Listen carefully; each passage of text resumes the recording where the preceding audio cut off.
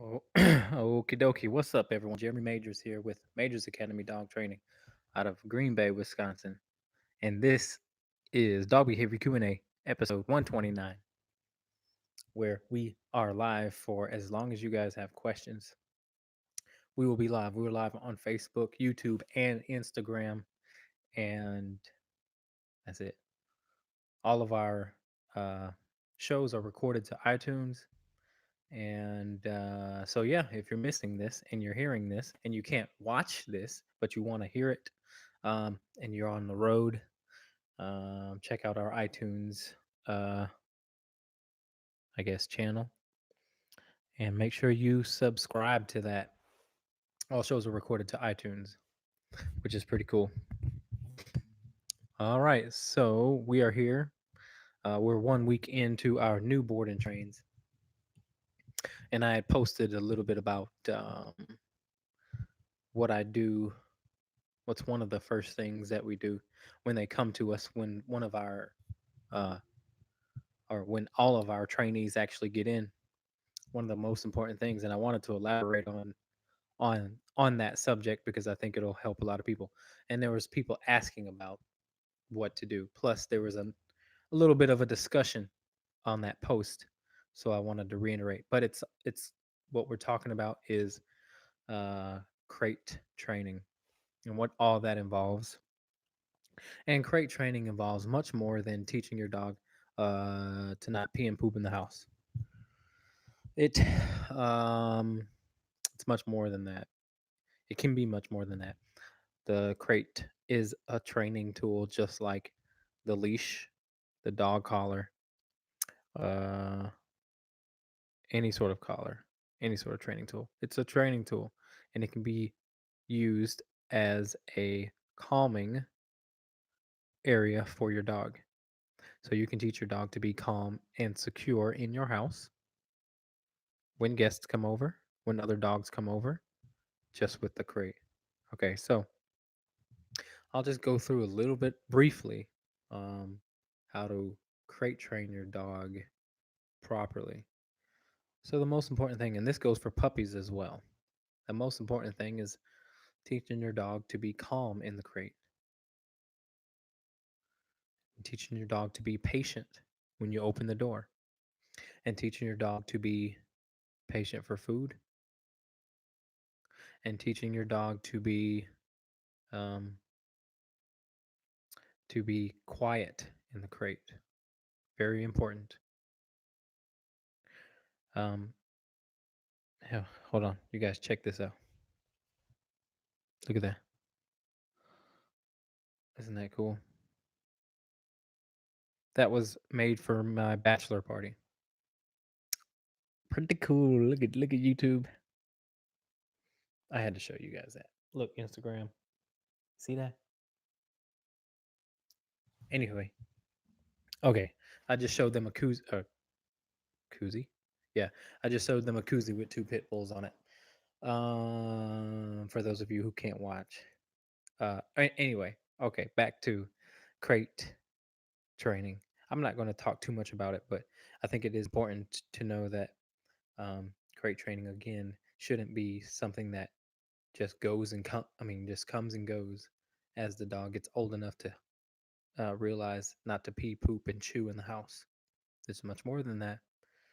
I use it as a training tool to help with resource aggression, dog aggression, human aggression, barking, jumping, running through the door, all those things. If you notice, if you ever think about it, those things happen within the first initial opening of the door, all those issues.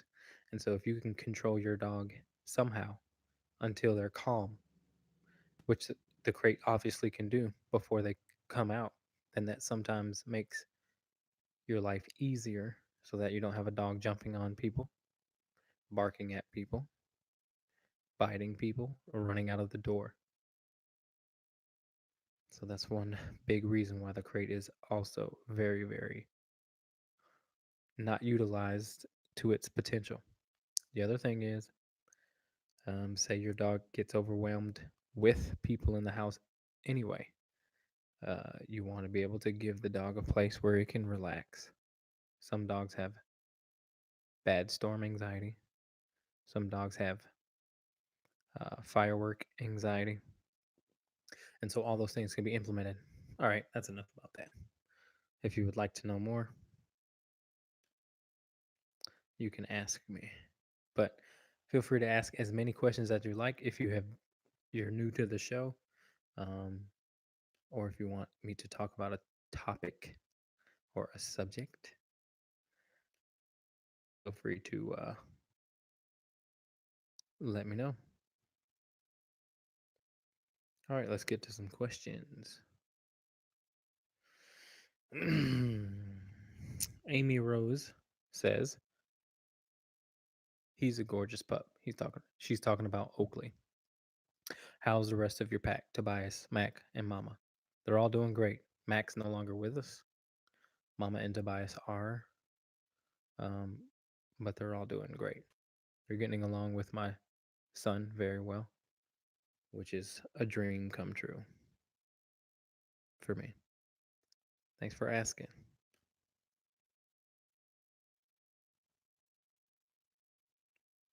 Okay, ready? Next question.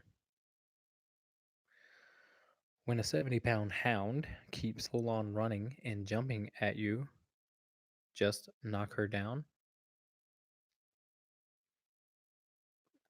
Uh, no, I mean, I don't think you have to knock her down.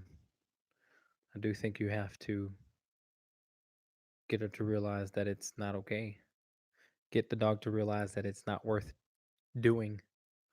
Give the dog some sort of consequence so that the dog doesn't get anything it can potentially reinforce that behavior. Jumping is a behavior that is okay, okayed by us. So think about how a dog would treat another dog if it jumped on them. It would not be happy. Sometimes it results in a fight. So if you're petting your dog, speaking to your dog, um, if you're turning around, then you are reinforcing jumping.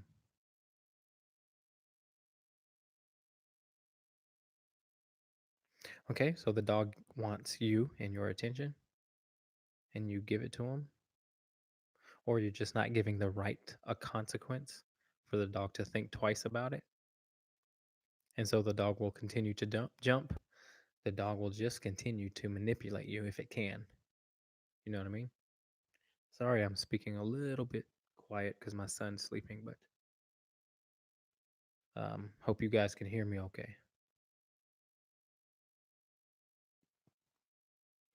Okay, next question.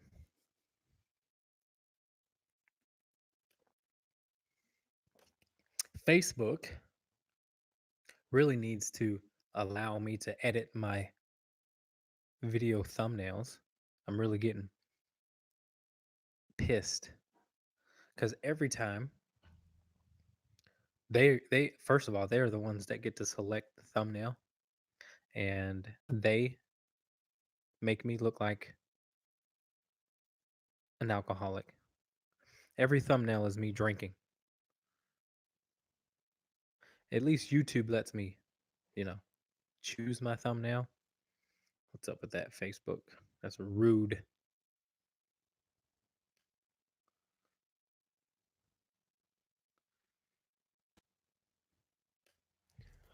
Excuse me. Okay. Okay, Taylor, let's get to your question.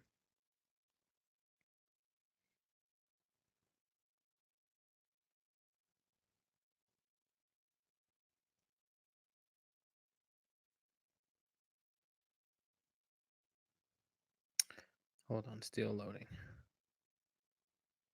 Okay.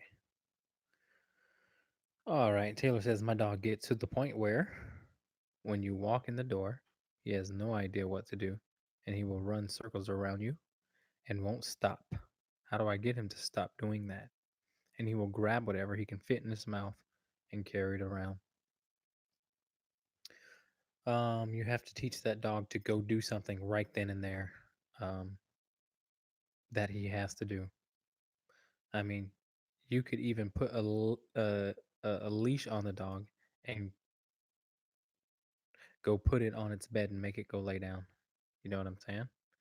It has to go do something that'll sort of occupy its brain in that circumstance, or just make the dog use its brain, because all of that is so ingrained in most of our dogs.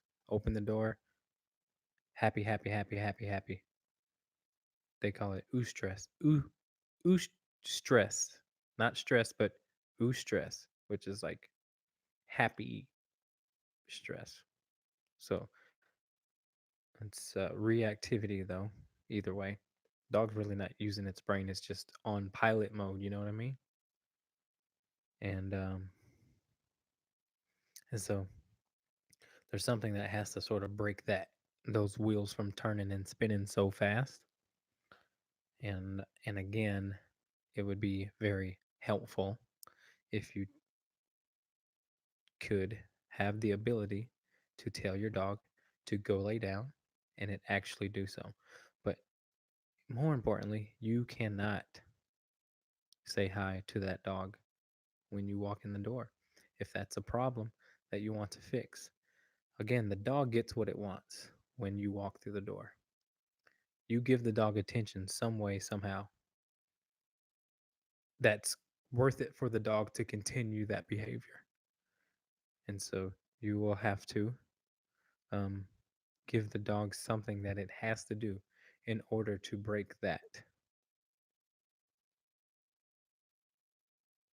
Does that make sense?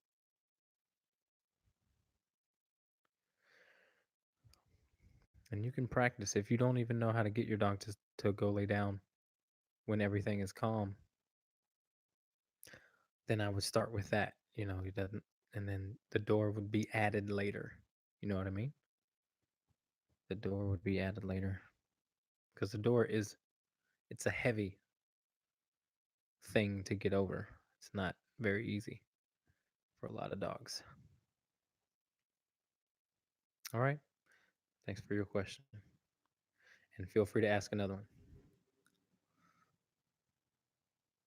Next question from Rita. Hi, Rita. How do you help your dog not be so aggressive, running and barking when cars, people, or other dogs walk and drive by? So, sort of the same thing that I was just speaking about. Um, First of all, if the dog is looking out of the window, just be conscious of that and maybe not allow the dog to look out of the window for too long. Um, and then again, it's pretty easy if you let a dog just drag a leash around the house, but the dog has got to do something, no questions asked. Um, and one of the things that I would do, the easiest thing that I would teach my dog is to go to its bed on command. That will stop all of that. And it'll also help the dog learn that it's not even like necessary to do. You know what I mean? Dog thinks the dog think it needs to do so. It needs to do that when it sees those triggers. And so giving the dog a job to do is actually helping the dog, not just, you know, uh making it a little less stressful for us, but it's also teaching the dog that you don't have to act like a fool. This is more when she's outside, though. Okay, still same concept. You have to give the dog something it has to do that's non-negotiable. So if it's outside, um, there's one or two things. Well, one way or the other, you have to reach the dog, right? So when you tell the dog no, and it continues to do it, then you have to sort of add a tool. If you've got an electric collar, and then you can use that on a low level. to communicate to the dog, anything to get the dog to realize, you know, that's not okay, really will do it. Whatever it takes. Obviously, cater to the dog if it's sensitive, but the dog has got to take your word for it. And certain tools are going to get that dog there. So when you say no and the dog continues to do it, then you must add some sort of uh, tool, like anything. Electric collar is very convenient because you can be, sitting, chilling in the lawn, uh, and correct your dog.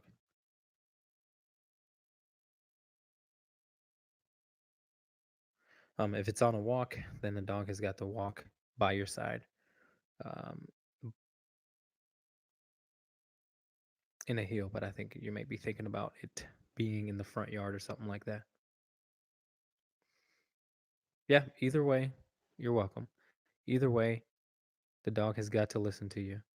And I can show you that anytime. Just let me know. All right. Next question is for Kathy. I'm walking Kilo on a short leash with a pinch collar, like you showed me, but he always forges so that the pinch is tight around his neck. How can I stop him from always taking the leash to the limit instead of just walking beside me?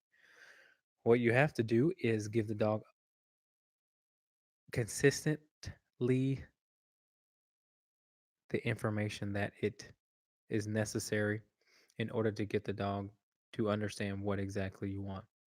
Dog still thinks it's okay to pull you. And so if it's consistently happening, if you are um, if your dog is pulling still, that means you have to up the level of your leash correction. So your leash correction isn't strong enough. All right, remember this: the pinch collar should be up as high as possible. It should not be down by the shoulders. It should not be able to be moved around or hanging like jewelry. So, that being said, if that's out of the way, then again, it's all about your consistent pursuit on teaching the dog that it is going to be uncomfortable if you do the wrong thing, and it'll be comfortable when you do the right thing. So, continue to make the dog realize where you want it to be. If again uh, if your corrections aren't being enough, then you maybe have to add a little more to your correction.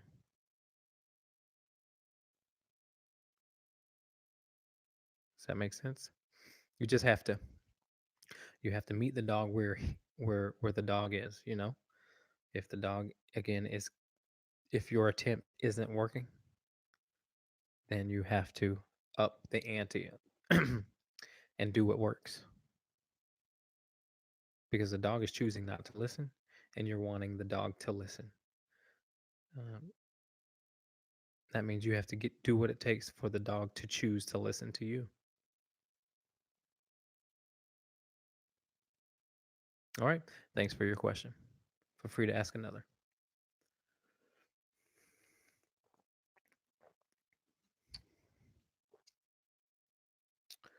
Okay. Next question.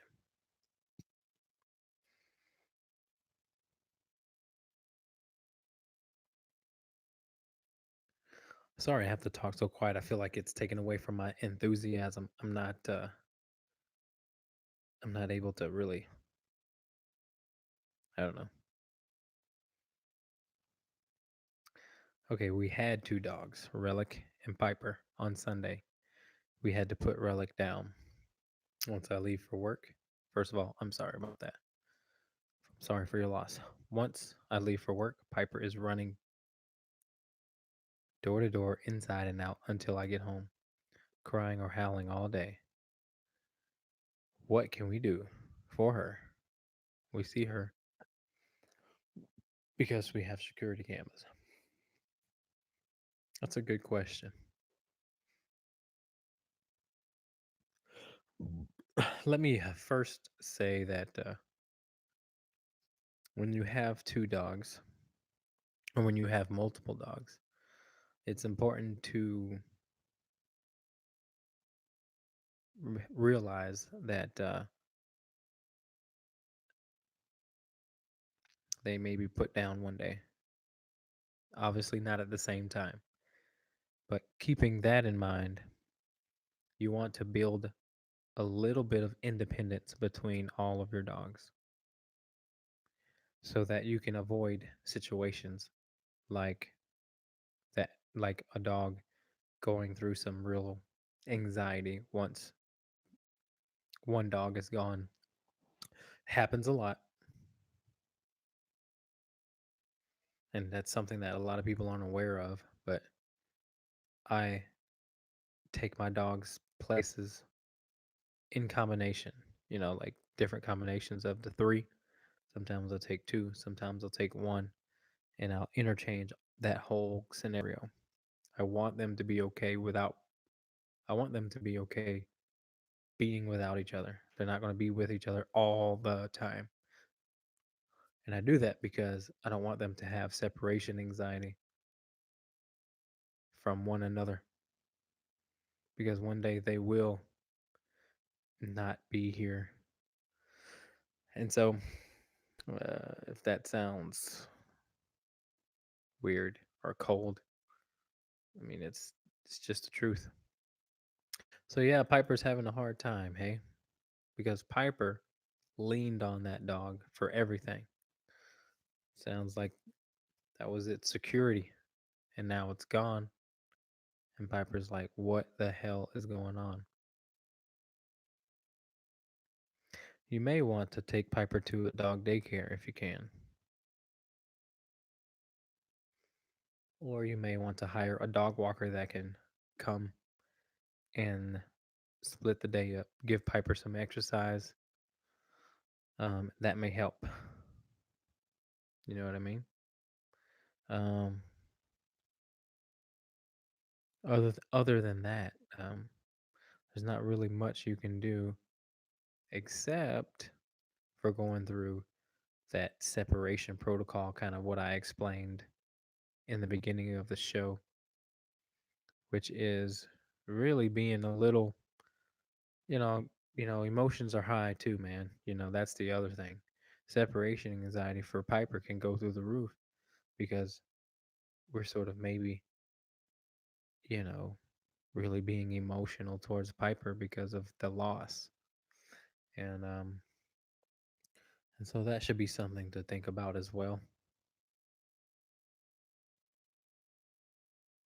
because that'll make her anxiety kind of go through the roof as well. So, but uh, the number one,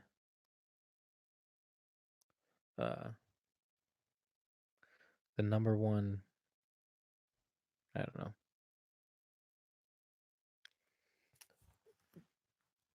the thing that fights anxiety the most is exercise. That's number one. You can't fight anxiety if there's pent up energy. You can try, but that's not fair to the dog.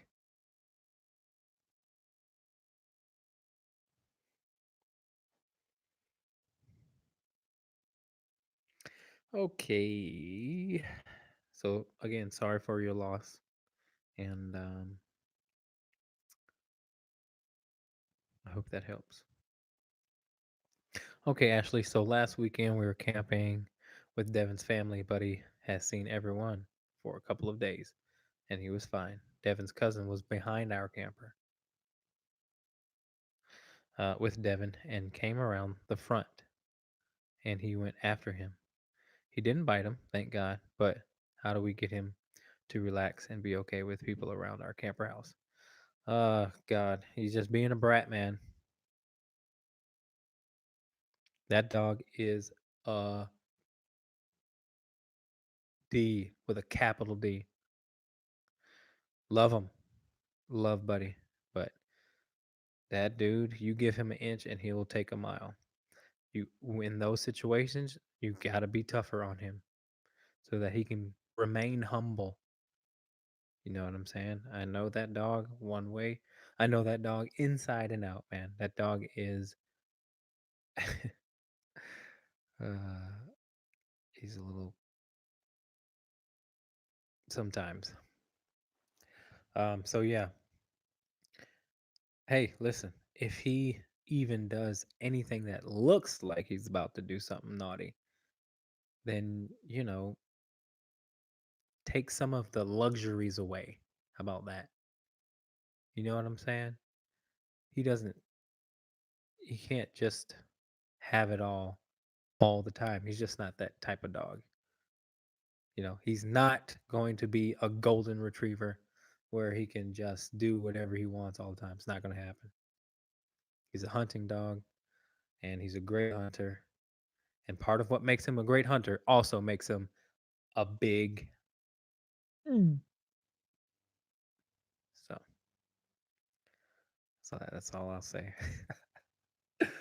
uh, oh, buddy. Shout outs to Buddy.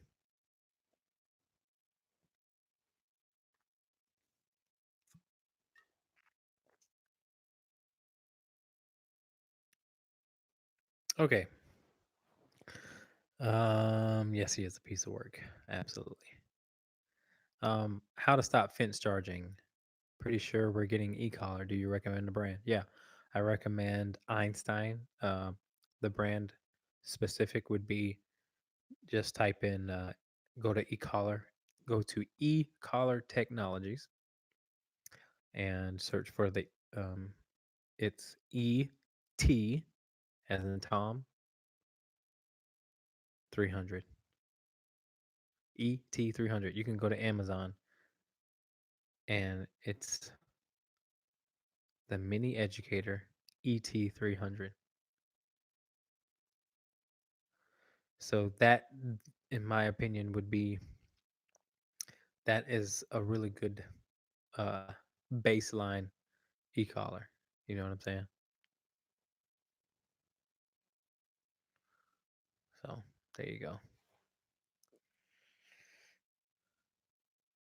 Okay. Anna says, "Hey Jeremy, when we are taking Rex and Choco out the door, we make them sit, then open the door, and then release them. That part goes pretty good, but the time leading up to the sit is driving me crazy. They pace and circle my legs and knock things off the bench because they are so excited. What can I do to get them to keep them calm going to the door? Do I put them in their place and call them to the door when they are ready to go out? No, what I would do is put them in their place, put their collars on and leashes on their place, and then go sit down for 5 minutes until they're calm, until they stop staring at you or the door, or they stop whining, and then um, grab their both of their leashes and keep them in their down, in the down or on their place, um, for another good 30 seconds, and then walk them to the door.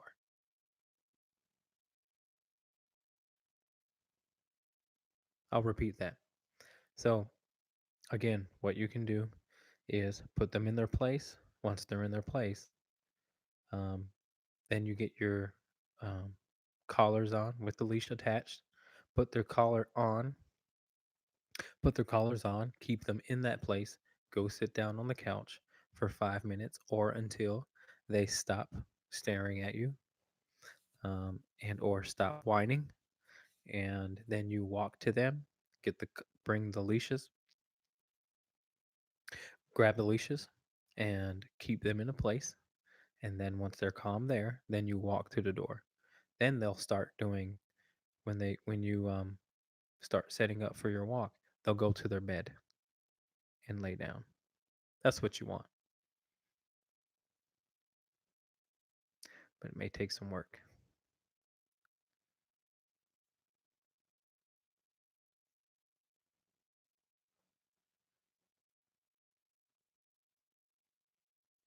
Okay. Thanks for your question.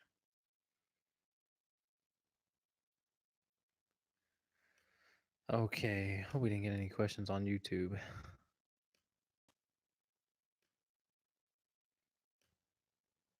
All right, guys, those of you who are just joining in, please feel free to ask as many questions as you like. You can ask anything in regards to dogs, dog behavior, whatever you want. It's fine. All right, next question. How do you handle a dog that barks just to bark as soon as we step outside to go walk? He's not barking at someone or another dog. He's just barking to let the neighborhood know he's present. He's tiny, so maybe small dog syndrome. I correct it with a hush and heel, but he just starts right back up.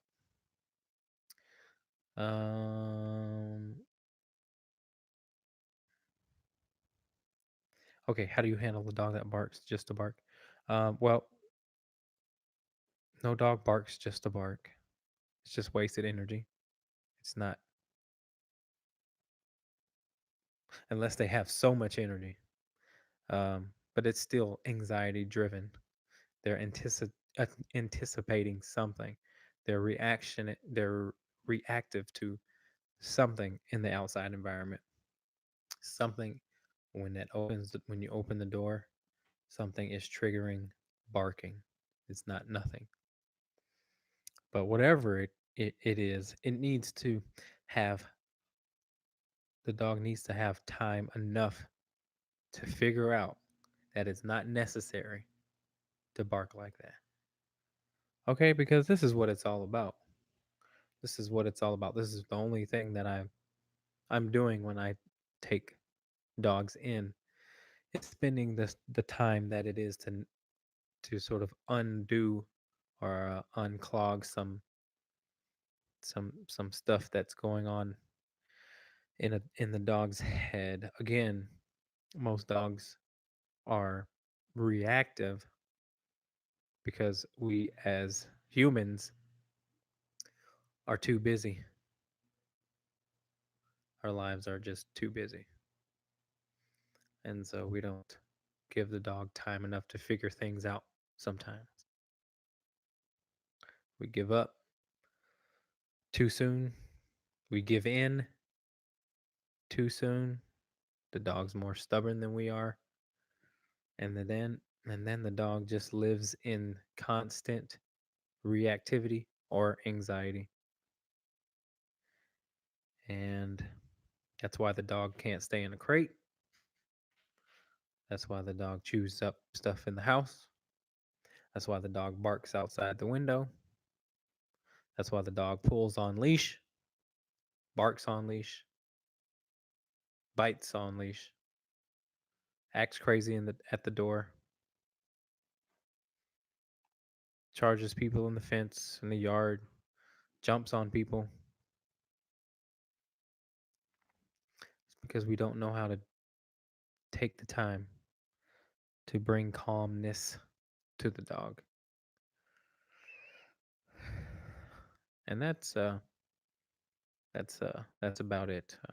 That's what that's what I do when I'm here.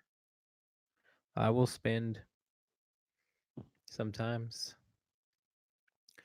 5 to 10 minutes just waiting for the dog to become calm before we even walk out the door or the crate.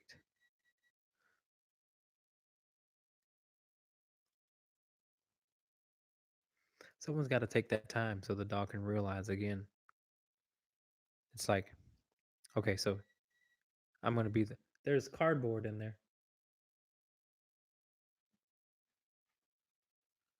I'm gonna be the dog, and I'm gonna open the door, and I'm gonna tell you what your dog's thinking. Okay, you ready? Okay, when you open the door, dog's thinking, I'm going, I'm going, I'm going, I'm going, I'm going. I want to go, I want to go, I want to go, I want to go, I want to go, I want to go, I want to go, I want to go, I want to go, I want to go, I want to go, I want to go. Why can't I go? Why can't I go? Why can't I go? And then, if you wait, if you give that dog a job while it's doing saying that, I want to go, I want to go, I want to go, I want to go, I want to go, I want to go, then the dog will be like, start moving its eyes around. You ever notice in humans, we move our eyes around the same for the same reasons? When we move our eyes around, we start to think. Same with dogs. They'll start going like this, and then they'll go like this. What? What are we doing? I mean, why are we doing this? Why are we just standing here? Can we go? Again, that's very important for a dog to.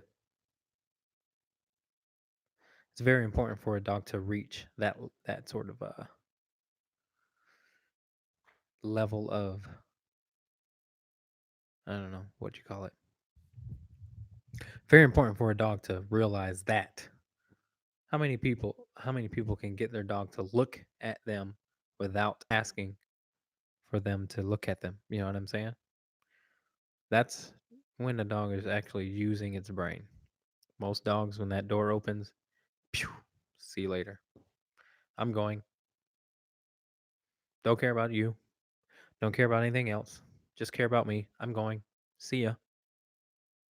Bye. I'm going. Crate door opens. I'm out. Here I come. I'm out. I'm out. Car door opens. I'm in with no regard to, you, the handler, the the owner. No regard whatsoever.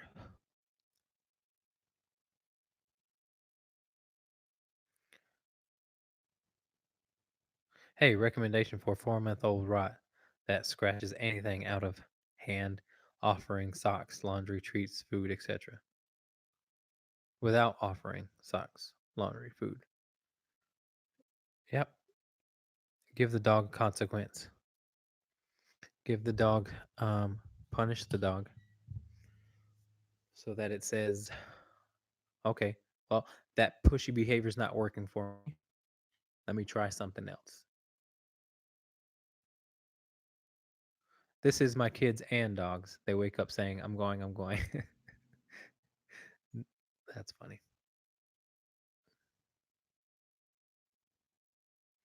All right, what if it's a trip to go out to potty and I don't have them on lead? Well, you have to put them on lead to go out to potty. I did for 3 weeks, so he can do it. He can be calm in any situation.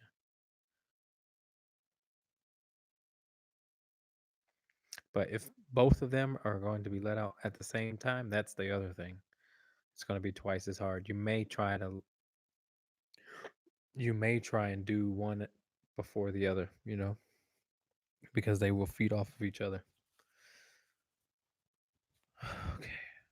What's an appropriate consequence for a 4-month-old? Think about what a mom would do. Why did I know you were going to say that? Yep. I know it takes effort, but guess what? I'm saying, I mean, it works. Do it for a week. That's it. You know. Okay, my 6-month-old GSD loves to bite, but it's more of a playful bite most of the time. So some of the time it's not playful. She never does it to my husband.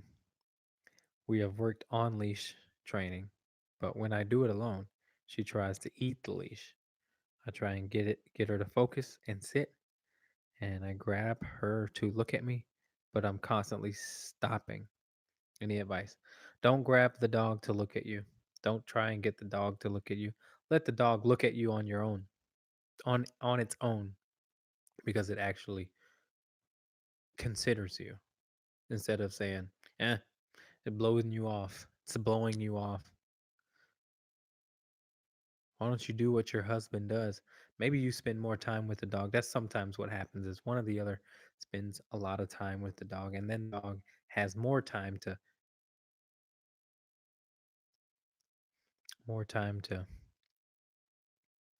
um, get its way, I'd say, or manipulate. So, um,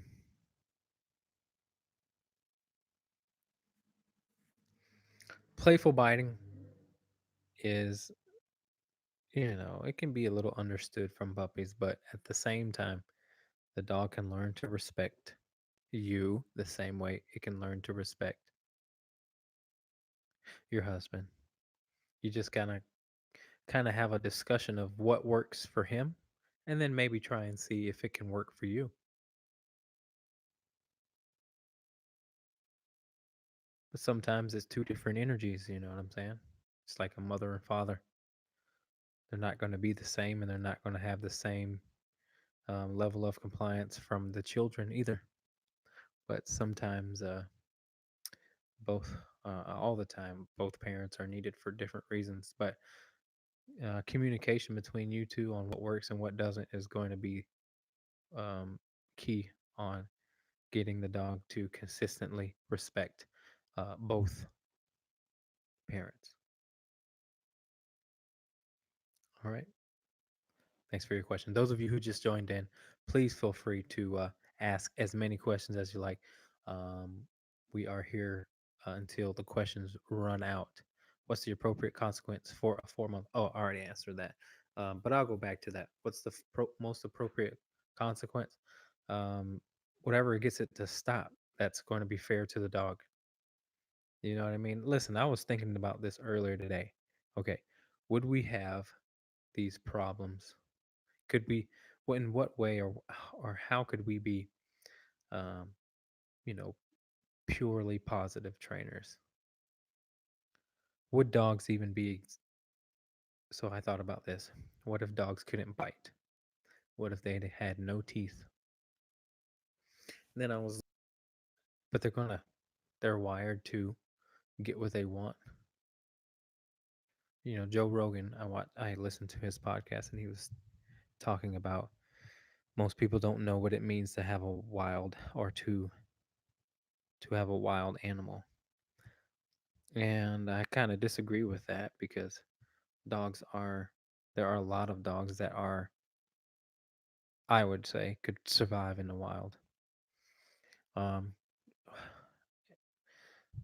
and those are obviously the more difficult dogs, but we have some hunters for sure. Anybody who has experience with dogs have come across a dog that knows how to hunt. They know how to eat, and they would know how to capture squirrel, rabbit. They'd eat. They know how to capture small game. Bottom line, dogs still are defensive if pushed. They still have fear. So if you take the fear, if you can genetically modify fear out of a dog, um, then you may be then I may be out of a job.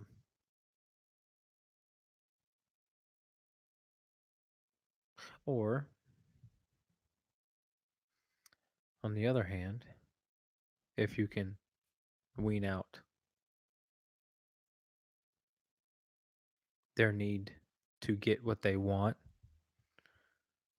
so much so that they want to hurt people, because a lot of dogs bite for that reason, then again, I'd be out of a job. I was trying to think how I could stop working with aggressive dogs. But a lot of dogs, again, bite because they can, and a lot of dogs bite because they have to. Not a lot of dogs. Small percentage of dogs bite because they have to. Most dogs bite because they can, and they have a lot of other behaviors that are out of control.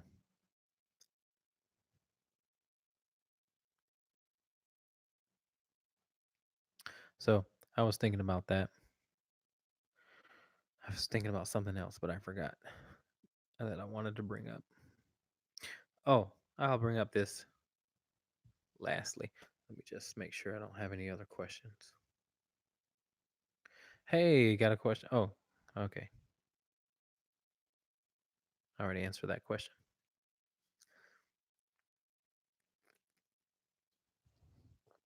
All right. So I was thinking about this. Um, Wait, I forgot now. What was it? What was I thinking about? Oh, how it's important to how it's important to work past the good boy or petting your dog when they do something good. It's very important to work past those things. For example, most dogs are taught that when you say good boy or you pet them, that they can now get up and be free of what you want them to do right away, too, with no duration. But that's not very productive. It's not convenient and it's not productive. It's not convenient and it's not thinking of the long term. All of what I teach is geared towards long term freedom and understanding and learning. So, that being said, you should be able to tell your dog to lay down. Once it lays down and relaxes, then you tell your dog good boy and it then get more relaxed, not get up. Very easy concept, but very um for sort of uh harder in practice. It's a very hard thing to because most dogs again are going to be very impulsive in that situation. They're going to get right back up. But you want to work past that. So when I'm here with my training dogs, it's one of the things I work past. I put them in a down and I pet them or I say good boy or good girl and they almost all get up or try and get up right away and I work past it. And then I wait till they're relaxed and just I just say good boy or I say good boy, you know. I want again that command to sort of relax them more, not and really tell them that this is what the good boy doesn't mean get up. It means you're doing good with what you're doing. Keep doing it. You know what I mean? Big difference. I want to at the vet's office tell the dog to lay down and be calm and continue to be calm. And I do that by just saying good boy and I'll pet them. But if you pet at the wrong time, again the dog's just going to get up. You know what I mean? So working past the good boy because again, right away people put their dog in a sit. As soon as it's good boy, give a treat. Then the dog walks away. Or dog lays down, good boy, gives a treat, dog walks away. We want to work past that though. We want to be able to say good boy, and it means continue to do what you're doing, not go away. You know what I'm saying? So, you guys, if you can't do that, give that a shot. It's a big difference in mindset. You want the dog to really seep in what it's doing and continue to do it and kind of confirm that this is what they need to do, if that makes sense. Hopefully that does. Maybe I'll make a video out of it. But again, you want to have multiple tools to get your dog to become calm on command. It's very difficult for a lot of people to get that with their dogs. And they're usually petting the dog who's not calm. So, um, to get their dog to be calm and it doesn't work. So, if you can give that a shot, I can elaborate on that a little bit, I guess, in like a post or something. Maybe I'll make a video of it. But it's very important, especially if your dog has any sort of stress or anxiety. Knowing when to give the good boy and good girl is very important. Most people don't do it at the right time. They do it at the wrong time. Most people pet their dog on the wrong time, at the wrong times. They're actually promoting the wrong behavior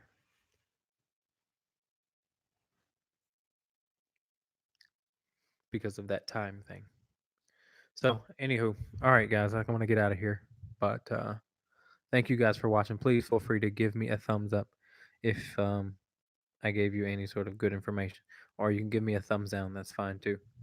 But we'll be here next Thursday, every time, all the time, on at 8 o'clock, once my son goes to sleep.